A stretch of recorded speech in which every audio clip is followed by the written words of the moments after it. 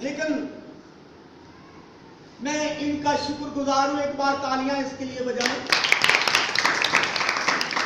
جب ان کے ساتھ میری رفاقت ہوئی 88 چک میں، وہاں ایک شکر گزاری کی عبادت تھی، تو یہ نیچے بیٹھے تھے، میں میسج دے رہا. لیکن جب ہماری رفاقت ہوئی، ایک دوسرے کے ساتھ گفتگو ہوتی رہی، تو پھر انہوں نے مجھے سیمنری کی طرف رخ ڈالنے کے لیے قائل کرنا شروع کیا. اور انہوں نے خود اپنے پاکٹ سے میرے سیمنری کا سارا جو معاوضہ تھا، فیس تھی، انہوں نے بھیجی. اور جب میں نے میسج لکھنا شروع کیا، تو عمر کے لحاظ سے میرے ہاتھ جو تھے دکھتے تھے، انگلیاں دکھتی تھی. مجھے کہنے لگے لکھو، تو کوئی ایسی بات ہوئی، میں نے تھیسس پھینک دیا، میں نے کر لی. لیکن آج میں خوش ہوں. میرے بیٹے کی جگہ بھی ہے عمر کے حساب سے، لیکن میں اس کو بہت زیادہ طول دیتا ہوں. جتنا بڑا مردی خادم ہو، میں اس کے سامنے بولنے میں اکتاتا نہیں، مجھے ٹینشن نہیں ہوتی. لیکن جب یہ سامنے ہوتا ہے تو میں بہت کم بولتا ہوں. یہ قدرت کی وسیلہ سے میرے اندر ان کی عزت ہے. یہ نہیں مجھے بولنا نہیں آتا، شاید آج بھی میں نہ بول سکتا، اس چیز کو مائنڈ نہیں کرنا. بعد میں آپ نے سب نے مجھ کو سنا، میں 6 گھنٹے لگاتار ایک لفظ پر بولوں تو مجھے کوئی پریشانی نہیں، میرے اندر کلام نہیں ختم ہوتا. لیکن جب یہ سامنے ہوتے ہیں تو یقیناً میں بڑی کم بولتا ہوں. زوردار ان کے لیے تالیاں بجائیں. یہ میرے اندر ان کی عزت ہے، شفقت ہے، پیار ہے. اور یہ نہیں میں بہت خداوند کی شکر گزاری کرتا ہوں. کوئی بھی جہاں میسج ہوتا ہے، جہاں ان نے جانا ہے، اپنی پاکٹ سے بھی خرچ کرنا پڑے تو مجھے ساتھ لے کر جاتا. آپ نے محسوس کیا ہے میرے آنے تک میں نے انہیں اجازت تھی کہ شروع کرو، میں آؤں گا، ورنہ میں نہ کہتا تو یہ پروگرام شروع نہ ہوتا. اس لیے میرے بیٹے کی کوئی کورس کا مسئلہ تھا، بیٹیاں تھیں کمپیوٹر کورس کے واسطے، مجھے ادھر جانا پڑا.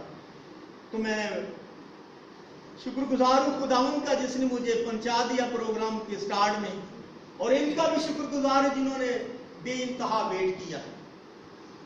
اس کے علاوہ میرے عزیزوں، سب سے بڑھ کر مجھے خوشی یہ ہے کہ میرے اس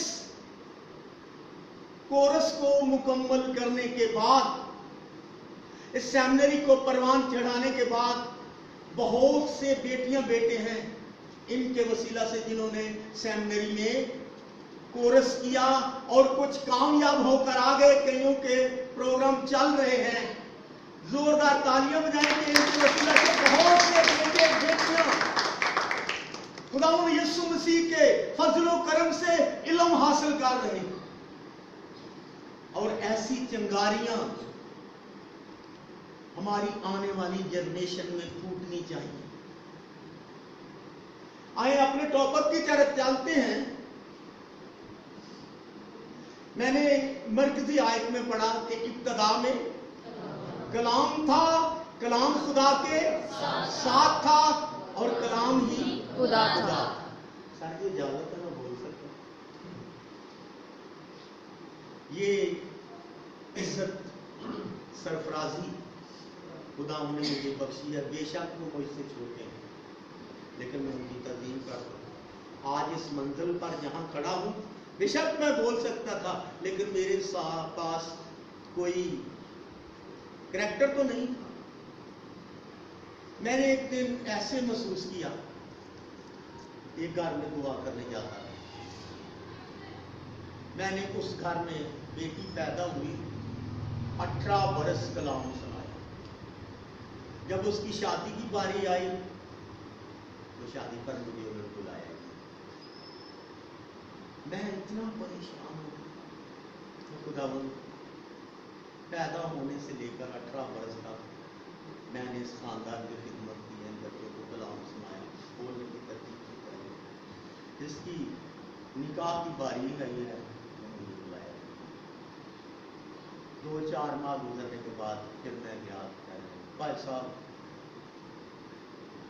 یاد ہی نہیں رہا تھا بلا، تو میں نے یہ کمی محسوس کی۔ اگرچہ میں نے سیمنری کی ہوتی، میرے پاس ڈگری ہوتی، تو آج یہ نکاح بھی میں کرتا۔ ہاللیلویا۔ تو یہ بخشش مجھے خداوند نے ان کے وسیلہ سے دی ہے، زوردار تالیاں بجائیں۔ میں جتنی بھی ان کی تعریف کروں یسوع مسیح کے بعد میرے لیے کافی تھوڑی۔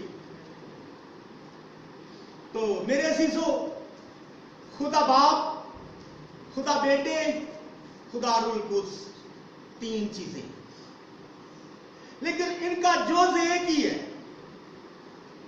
ہمارے پرانے خادمین بھی تثلیث کے ساتھ تعلق رکھتے رکھتے یہاں تک پہنچے، اور ہمارے پاس بھی آج تثلیث ہے۔ کچھ لوگ کہتے ہیں کہ بائبل مقدس میں تثلیث نہیں ہے۔ دنیا والے میں ایک گھر میں آج میں گیا تھا، وہاں ایک مریض پر دعا کرنی تھی، تو وہاں پر پادری اکمل آتے ہیں، وہ کہتے ہیں باپ اور بیٹا روح القدس کو پڑھنے کی ضرورت ہی نہیں۔ وہاں پر بھی یہ میں نے میسج دیا ہوا۔ تو میرے عزیزو، یہ 3 چیزیں ہیں، 3 اقانیم میں یہ موجود ہیں۔ نمبر 1، خدا۔ اسی خدا نے مجھے پیدا کیا اور اس ساری کائنات کو خلق کیا۔ نمبر 2،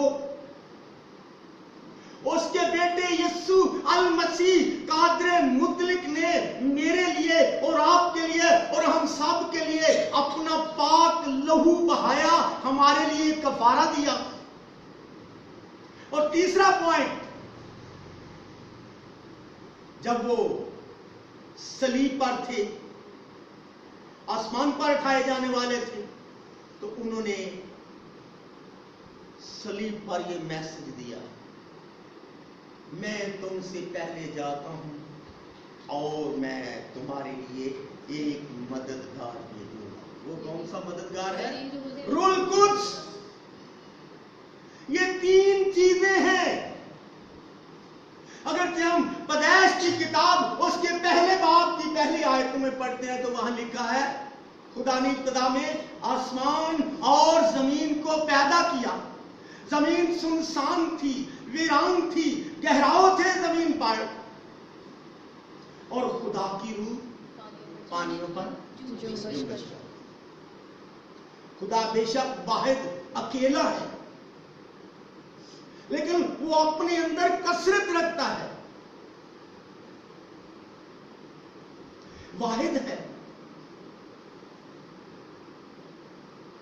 لیکن کیا خدا اکیلا ہے؟ نہیں، وہ اپنے اندر کثرت رکھتا ہے۔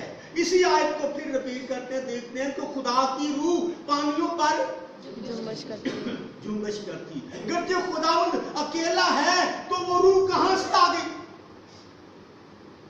وہی روح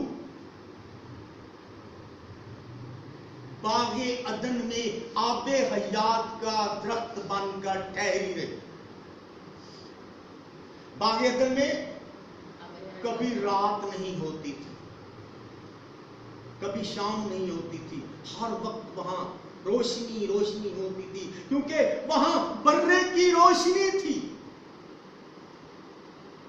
اور وہی روح جب مقدسہ مریم کے بطن اطہر میں اتری، یوحنا پہلے باب میں اس کو ظاہر کیا گیا ہے۔ ابتدا میں کلام تھا، کلام خدا کے ساتھ تھا اور کلام ہی خدا تھا۔ کلام مجسم ہوا اور جسم کی صورت اختیار کر کے ہمارے ساتھ ساتھ چلتا رہا۔ ہم نے اس کا ایسا جلال دیکھا جیسے باپ کے اکلوتے کا۔ अगरचे हम हजरत सुलेमान नबी की मार्फत इंसाल की किताब उसके 8वें बाब में पढ़ते हैं तो वहां लिखा है, जब उसने आसमान के निशान लगाए तो महरे कारीगर की तरह वो रूह उसके साथ थी। जब उसने जमीन का दायरा खींचा, महरे कारीगर की तरह वो रूह उसके साथ थी। और वही रूह बनी आदम की सोबत में खुश थी। बनी आदम की सोबत में कब नाज़िल हुई? जब मुकस्साए मरियम के बत्ने अतहर में ये कलमा मुजस्सम हुआ और जिस्म की सूरत अख्तियार करके खुदा का बेटा बनकर इस दुनिया में आ गया। और इस दुनिया में रहते हुए उसने 33.5 बरस मनादी की और बहुत से शागिर्द कायम किए और बहुत से जानों को बरकत दी और बहुत से लोगों को जिंदा किया और बहुत से बीमारों को शिफा दी। और 33.5 बरस के बाद फिर आसमान पर उठाए गए। Hallelujah, hallelujah. इसलिए मेरे अजीजों, 3 चीजें हैं, बाप और बेटा और रूह कुद्स। इन तीनों का एक ही जोज है, तीनों की एक ही पावर है, तीनों की एक ही बख्शिश है।